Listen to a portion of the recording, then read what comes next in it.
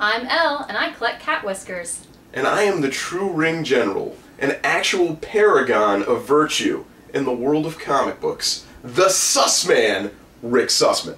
And who are you? Well, we knew that. You are watching The Read Pile.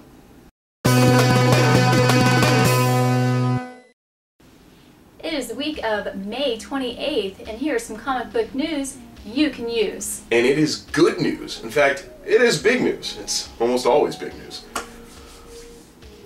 X-Men Days of the Future Past debuted, made $302 million over the holiday weekend. I didn't realize it was in theaters yet. I don't go to the theater! And there's a Marvel movie debuting like every week. Okay, there are a lot of Marvel movies. I really don't know what to say to that. It's 302 million. Okay. It's on Netflix so quickly. What's the point? It hasn't been on Netflix. It won't be on Netflix for months. Is it big news that Marvel made $302 million with X-Men Days of the Future Past? Not officially a Marvel Studios movie, like it's just a Marvel movie. That big news? For them, yeah.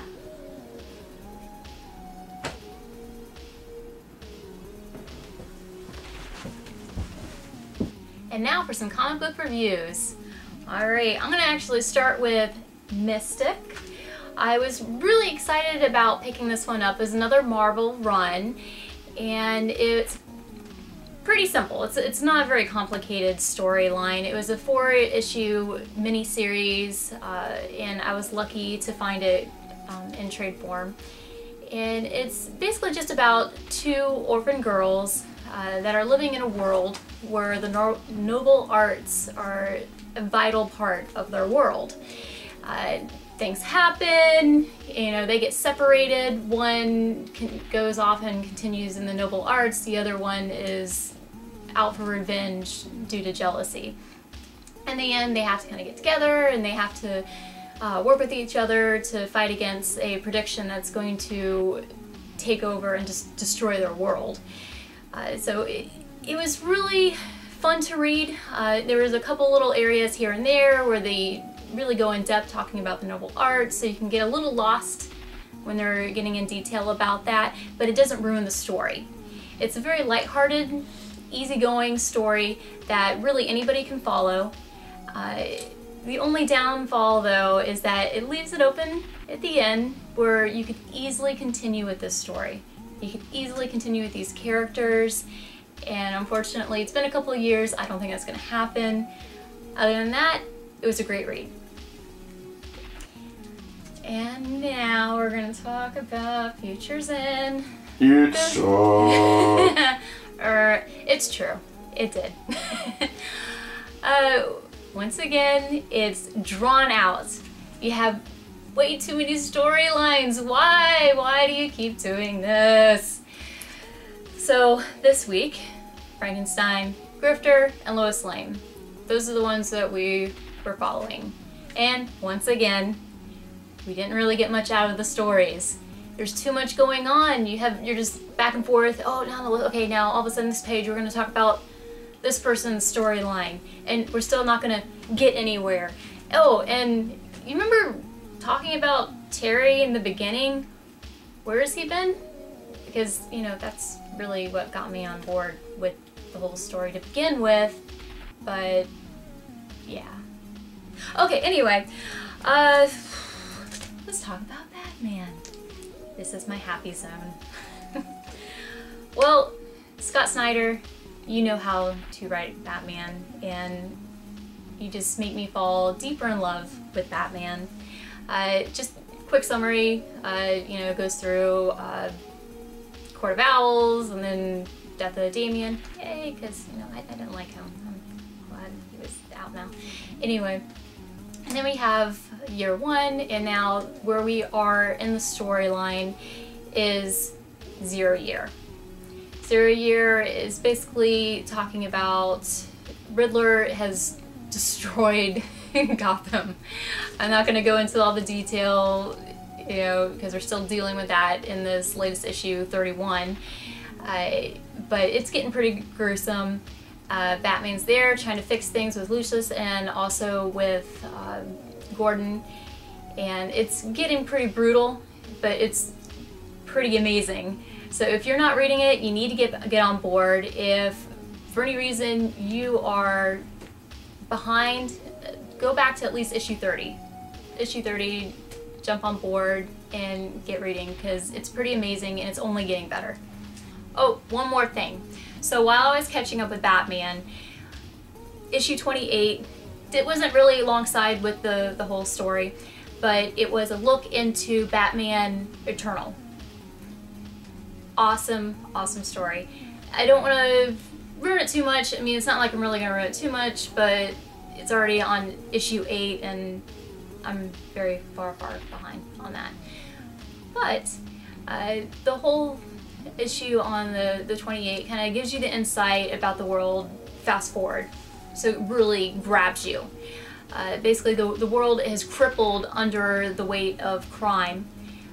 There's something else going on. I didn't catch on. Maybe everybody else has already caught on. There's something else going on, possibly like a sickness or something that they're referring to, but it really grabs your attention.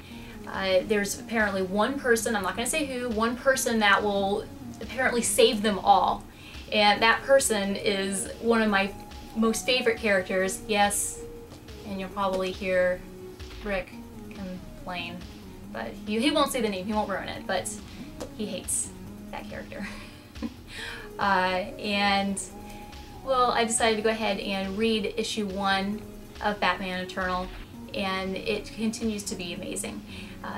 We run into Gordon and Batman doing their same old battling against evil, and something horrific happens to Gordon, and I don't even know if Batman can save him, but I strongly recommend to hop on board with this. Unfortunately, because it's so far ahead, I'm going to wait till it's binded, so you might not hear a more recent review of that until I get the whole story together. Now to Rick. Well, thank you, Elle, for those fantastic reviews. You have cat hair in your mohawk. I do not. Now it's on to my read pile. And as normal, folks, we've got ourselves a fine read pile. I won't bore you with all of the read pile books this week. Although I guess it's not really boring, you wouldn't be watching. Either way, let's start with the book that I read first this week. Warren Ellis Trees. Graphic! There's a graphic here now, I'm sure of it. Alright, so, why do you want to read Warren Ellis Trees? Well, first of all, Warren Ellis is also writing Moon Knight, which I've told you time and time again, you need to be reading. Trees is this really bizarre story that only has one issue, so far, not even a 0 issue, which is all the in vogue these days. And it's mostly just about setting the table. Hickman does this really well too, where he just sets the table. Well, Ellis is setting the table for some kind of crazy new world that we live in, where the idea behind this book appears to be, and again, it's only first issue, so I might be wrong, that even in a universe where gigantic monolithic alien creatures land on planet Earth, install themselves into our major cities like New York, Buenos Aires, Moscow, things like that, they are so monolithic that people just refer to them as trees. Even in that world, life just sort of continues on. People go to school, people run for office, etc., etc. I really liked it. I do recommend checking it out. I'm not really sure if it's going to end up on my permanent read pile or not, but it was a good first issue. And as we all know, good first issues lead to us continue reading, which is a good thing. Next up on the read pile, Thunderbolts number 26. Couldn't really get a good shot of that, unfortunately, but again, that should be about over there. This was kind of sad because this ends Charles Soule's run on Thunderbolts. It might even end the book altogether. I'm not 100% if they're continuing on with Thunderbolts in this incarnation. This incarnation featured Thaddeus, Thunderbolt Ross, Red Hulk, Elektra, Punisher, Ghost Rider, basically every Venom, every anti-hero that you could think of. Oh right, and Deadpool, because red and black. I guess it's the Red Lantern team of the Marvel Universe. Huh. Synergy. It was a good ending, but it was still an ending, and endings are never that great. Even the best ending, it's still an ending, so it's kind of sad. I loved it. I'm going to miss Charles Soule in this book. I think he really breathed a lot of life into these characters, and it's too bad that it's over, but it was a good run, and a good ending is better than no ending at all. Grant Morrison. Finally, on this week's Read Pile for Rick, my pick of the week, Chew Revival #1, which is in fact a one-shot. It is a crossover between two books that are in the same universe, but don't really meet up a lot. Chew is one of my favorite books. Revival I haven't been reading, but the reason why you want this book more than anything, I'm going to actually open it up and take it out of its plastic, which is kind of a big deal for me, so people better respect that, is because it features art from, I think it's Mike Norton, and he does this cover. Let me see, hopefully we have both covers, there we go, both covers up at the same time, as of right now. So Jesse, can you put both covers up? Can you put the other cover? There you go. I think he just blocked out the light in one fell swoop. How did you do that? It's so amazing with those graphics. Chew Revival's one-shot was really funny. It was great for a one-shot. You gotta check it out. And you get to see Chew look like a real human being, which is kind of crazy. That's my read pile. Well, that's this week for the Read Pile. Rick, who are we thinking? Well, specifically, we are thanking Simon Time Trivia, and you know what? I want to pull a graphic down from the ceiling. What? Now, pull it. Come on. What? Elle, help me pull this graphic down. Oh, here we go. Here we stop go. it! Stop it! There it is.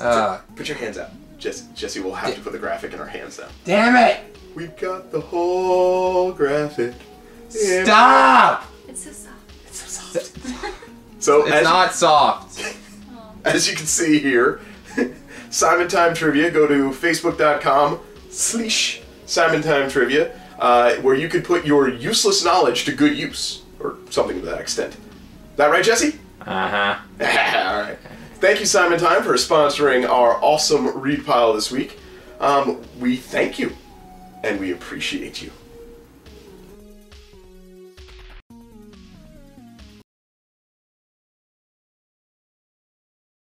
Hey. Huh? You know what I just realized? Yeah. We never heard back from Christopher Daniels. It's true, we did never hear back from Christopher Daniels. Wonder what he's up to.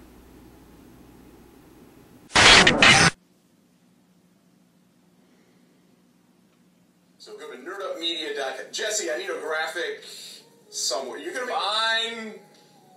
Alright, you get him, Jesse. Okay. So, nerdupmedia.com, Dawn of Justice.